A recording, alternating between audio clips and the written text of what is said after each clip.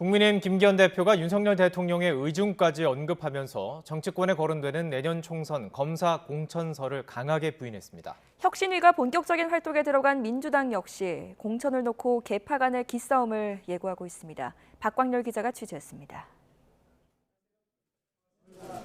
국민의힘 김기현 대표는 당 안팎에서 끊이지 않는 검사 공천설에 대해 그럴 일은 없을 거라고 거듭 선을 그었습니다.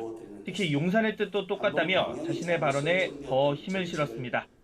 검사 공천하겠다, 검사 언급하겠다는 생각은 추호도 없다라고 제가 명확하게 말씀드릴 수가 있습니다. 용산의 뜻, 대통령도 마찬가지 아니시겠습니까? 공개석상에서 잇따라 부인해도 이른바 검사 왕국에 대한 당내 우려가 가시지 않자 윤석열 대통령도 민심에 부합하는 공천에 동의한다는 걸 강조한 겁니다. 많은 분들이 용산에서 오다가 내려가가지고 낙점할 것이다, 낙하산할 것이다. 그래서 검사가 그냥 여기저기 마구 바뀔 것이다 그러는데 그런 일 없습니다. 윤 대통령과 수시로 만나고 통화하는 등 신뢰관계가 쌓여 있다며 여권 일각에서 제기되는 조기 선대위 구성 등 김기현 체제 흔들기도 애둘러 비판했습니다. 총선을 앞두고 공천 등을 둘러싼 내부 잡음을 의식한 발언으로 보이는데 민주당 역시 사정은 크게 다르지 않습니다. 공천 기득권 혁파를 개혁의 기치로 내건 혁신위의 활동 방향을 놓고 벌써 계파 간 신경전이 불거지는 모습입니다. 당장 비명계를 중심으로 지난 1년 이재명 지도부와 대선 그리고 지방선거 패배에 대한 책임을 물어야 한다는 기류가 감지되고 있습니다. 어떤 문제에 대한 제한 없이 전면적으로 당을 한번 들여다볼 기회가 반드시 있어야 된다라고 생각을 했기 때문에 그런 시점이 마지막 시점이 온 것 같고요.